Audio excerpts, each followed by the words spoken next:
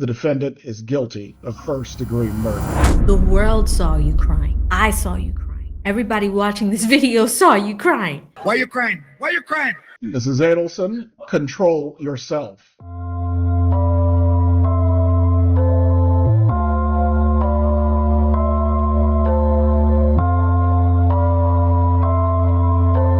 Hey everybody, welcome back to my YouTube channel. I'm AV and we talk about all things law, true crime, and a little bit of debauchery here. Speaking of debauchery, why does Donna Adelson think that this case is not fair, that the outcome is not fair? We're going to talk about the recent filing because it's crazy. We're also going to talk about why Wendy doesn't talk to you, why Rob doesn't talk to you. We're going to go to Dan's parents. This trial came to a conclusion within the last 2 weeks.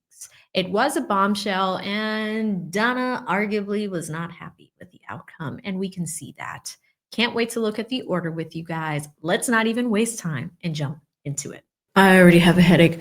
Defendant's motion for new trial and for leave to interview jurors. Defendant Donna, the queen pin grandma, by and through undersigned counsel pursuant to Florida rules of criminal procedure. We're going to skip all those rules. Respectfully request that this court grant a new trial. A jury convicted Miss Adelson as charged in the indictment on September 4th, 2025 in record speed. Yes, they did. 2, the motion is timely filed within 10 days of the rendition of the verdict pursuant to these 2 rules. 3, Donna requests leave to interview Juror 5 and Juror 7. 4, Donna files this motion for a new trial on the following grounds. Tell us, sis. 1, juror misconduct. Wow. 2, verdict is contrary to the law and weight of the evidence. 3, the court erred in a decision of any matter of law which arose during the trial. So file an appeal. 4, for other cause not due to Donna's fault, and she did not receive a fair and impartial trial. I haven't seen it yet, but who do you think wrote this? Do you think it was Jackie or do you think it was Cat Lawyer? She says in the court's preliminary instructions to the jury, the standard instruction was read. You are also not permitted to communicate about this case with anyone, including your spouse, family members, friends, neighbors, even your fellow jurors. No communication includes no in-person, telephonic, or electronic communication, any websites or other form of communication. Subsequent to the trial, juror number 7 went viral on TikTok concerning her jury service. She revealed that she posted to TikTok during the trial. In reviewing juror number 7's TikTok account, the underside identified she posted on TikTok that she was selected as a juror on August 26th. A flash drive with this video can be provided to the court, as the undersigned has been informed that the particular TikTok was deleted by the juror from her account. So Donna was like, I'm watching you. Here's the thing. Cat Lawyer spent so much time going through those jury members. I got so tired watching that jury selection because this is why his name is the Cat Lawyer. His smile reminded me of the cat from Alice in Wonderland. They were clocking them and their social media accounts to see if anybody said anything. It is a high-profile trial, but you also have to remember, Donna wanted to move this trial from Leon County to another county, and that motion was denied by Judge Everett. The undersigned seeks to interview juror number 7 concerning her social media activity. So I'm going to answer some questions now, but I do want to be faced, okay? For one, not a single member on the jury knew anything about this case before being selected to serve on the jury, okay? First and foremost. Number 2, as far as people's concerns as to me being on social media and posting my TikToks in the last week or 2, there was no rule stating that we cannot be on social media. The rule is provided by Judge Everett in this case, okay? We cannot seek out information about this case. We cannot talk about the case with anyone. We cannot listen to others talk about the case. We cannot do anything in regards to the case during the trial. But now that I'm released as a juror, I have the freedom to say and do whatever. But also in that regard, I don't watch the news. It's depressing. I haven't watched the news in years. If anything, I'll check my weather app, my little Apple weather app once a week just to see. My For You page on my TikTok, where I am the most active, is mostly like TikTok shop videos, like members of like the moms of TikTok community, because that is the content that I typically engage in, interact with. I also post that type of content sometimes. Just like trendy, funny, like music videos, whatever else like that. Basically like stupid humor and then mom stuff. That's what I look for on social media. So I'm not breaking any rules. Along with that, I have time before court, during our 1 hour, at least minimum, lunch break during the days of the trial, and then after court to do as I will in regard to all of that. So no rules were broken. No rules are being broken now. I appreciate all of your guys' concern. I'm also going to prove that I was on the jury, because there's some of you who's doubt it. Here is my appreciation letter from Mr. Stephen Everett, the judge on this case, thanking me for my service. Along with that, my document stating I served in the jury every single day of the trial. So also this lovely thing called public record. Just an FYI. Additionally, juror number 5 appeared on the podcast Surviving the Survivor. He revealed he considered how Miss Adelson reacted to the evidence and testimony admitted during the trial, although he subsequently stated he obviously did not consider during deliberation that he considered Miss Adelson's reaction whatsoever is concerning, at her reactions are not evidence and are intrinsic or external, rather than what it hears in the verdict. You were corrected by Judge Everett multiple times to mind the emotion. The world saw you crying. I saw you crying. Everybody watching this video saw you crying. Law and Crime saw you crying. Court TV saw you crying. Everybody saw you crying, Donna, including the jury box. Yes, it's not evidence, but if we have a record of Judge Everett checking you on that, stop. We, the jury, find as follows as to count 1 of the indictment, first-degree murder. The defendant is guilty of first-degree murder. Mrs. Adelson, control yourself. Count 2. We, the jury, find as follows as to count 2 of the indictment, conspiracy to commit first-degree murder. The defendant is guilty of conspiracy to commit first-degree murder. Count 3. We, the jury, find as follows as to count 3 of the indictment, solicitation to commit first-degree murder. The defendant is guilty of solicitation to commit first-degree murder. And it is signed and dated by the foreperson. One moment. Members of the jury, the bailiff will escort you to the jury room.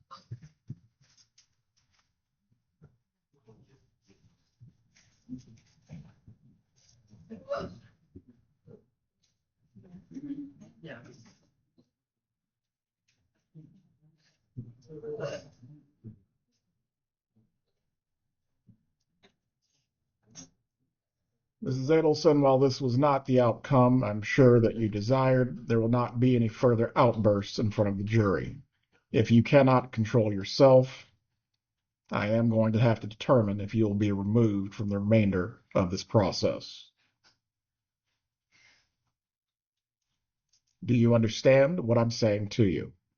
Yes. Do you need a moment to collect yourself?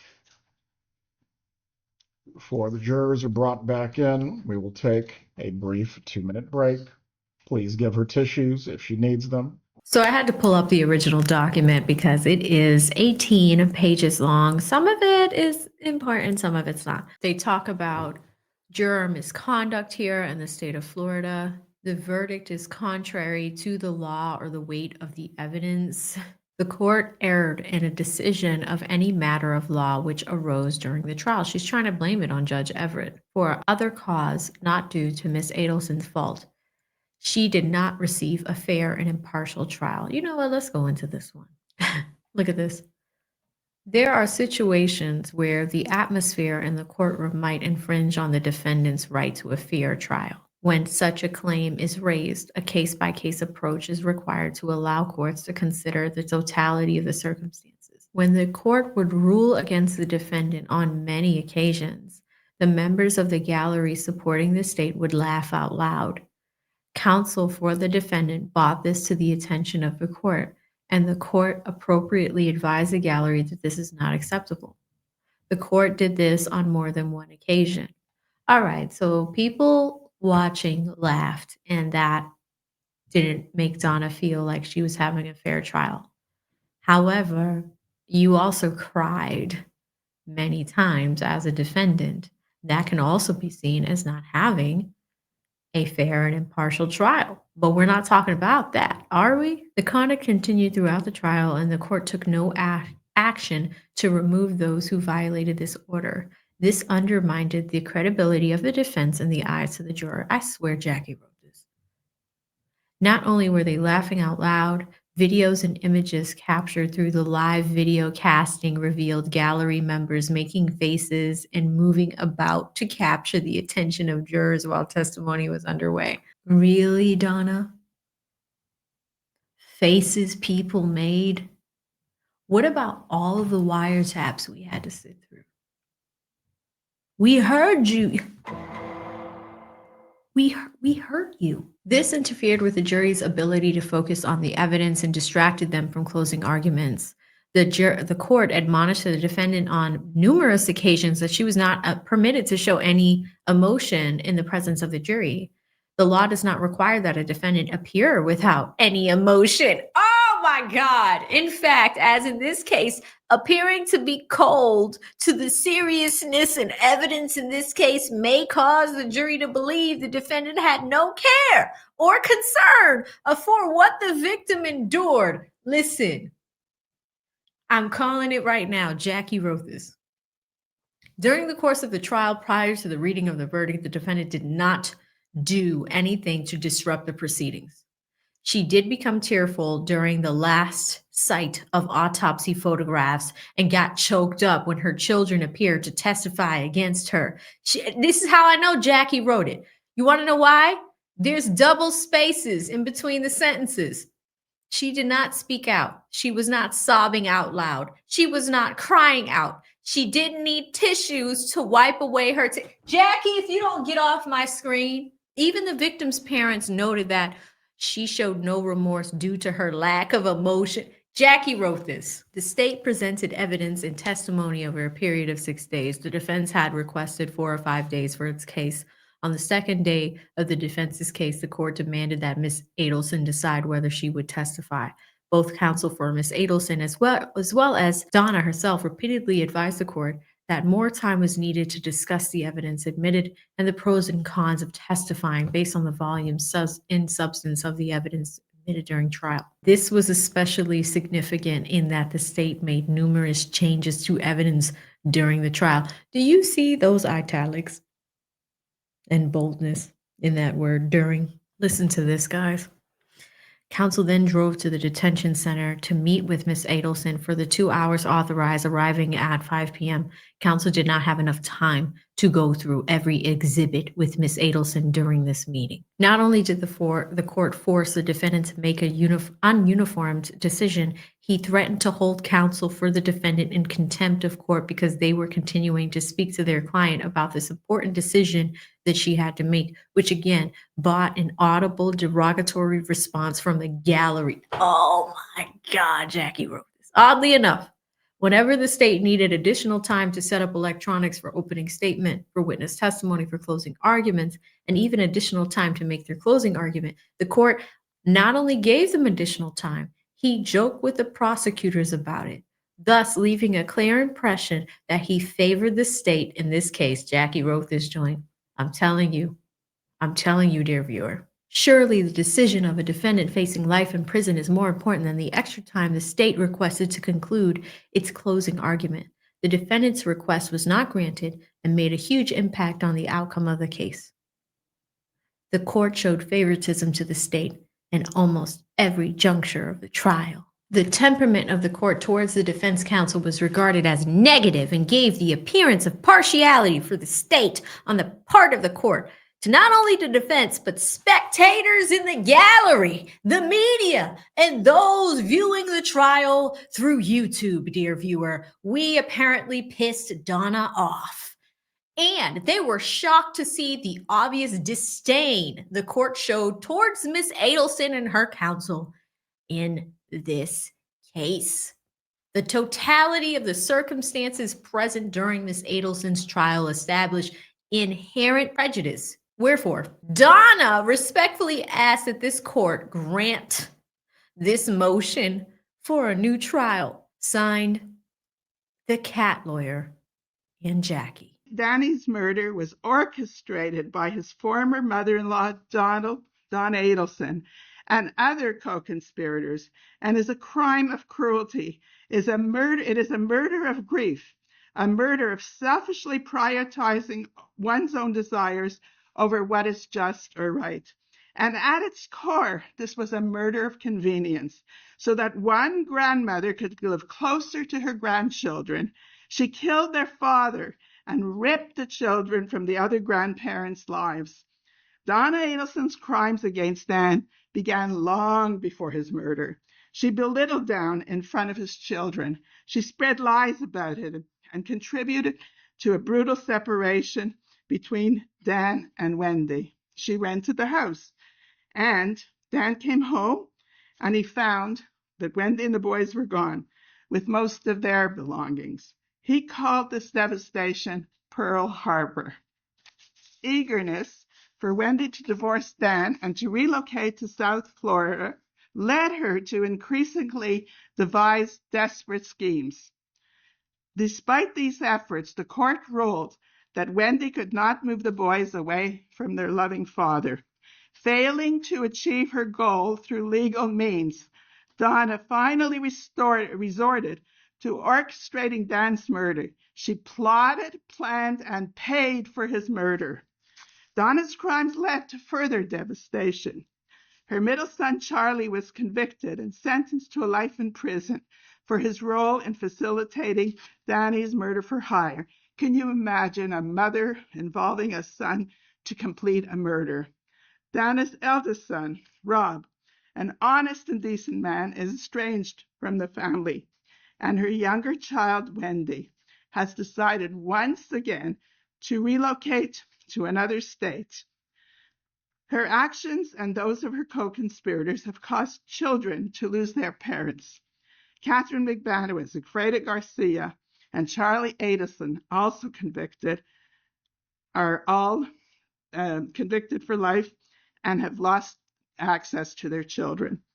Prior to her arrest, Donna's recorded phone calls with Charlie reveal their lack of a moral compass or capacity for self-reflection.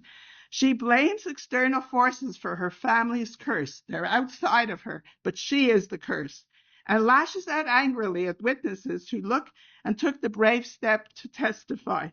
Her modus operandi has always been to run from Tallahassee and then to try to flee to Vietnam. For our family, there is no such prospect for escape. Danny's absence, and that leaves a hole at the center of our lives, no matter where we go. Yet Dan's murder was not enough for Donna. His death was not enough. Danny had to be fully erased from his beloved sons. The boy's last name was ever changed, an extraordinary decision to excise the Markel name from Phil's only grandsons who shared his last name.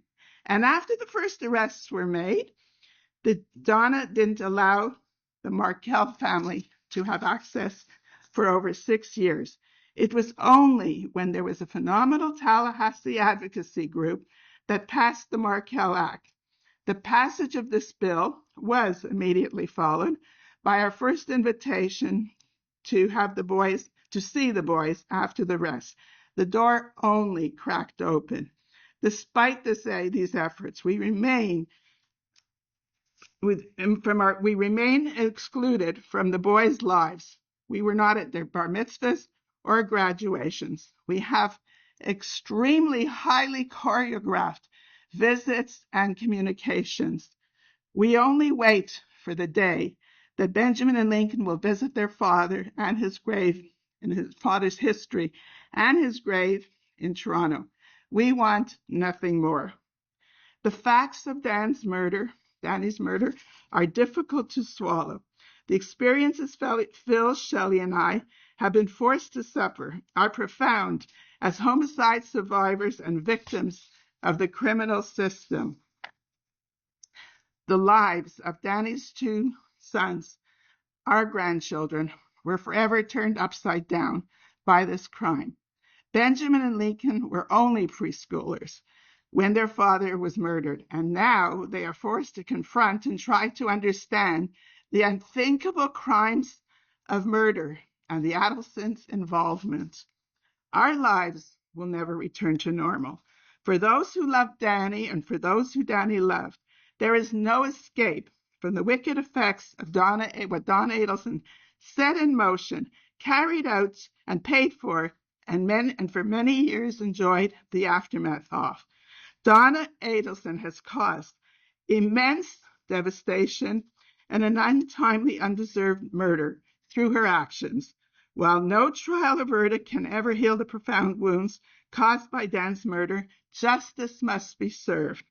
I respectfully ask the court to impose the maximum sentence on Donna Adelson. Her lack of cooperation and remorse throughout the case demands justice, the justice that Dan's life and memory fully deserve. We are immensely grateful to the court for its careful and compassionate deliberation. Respectively, Ruth Markel. Let me know what you guys think about all this in the comments section below. Of course, Donna. Of course. Of course. The people were not being fair to you online. This case just sends me. Anywho, stay safe out there. If you have not seen our other videos on the Adelson family, Wendy might be next. Check out our playlist here where you can get a deep dive into all of these videos. See you in the next one. Stay safe out there. Bye.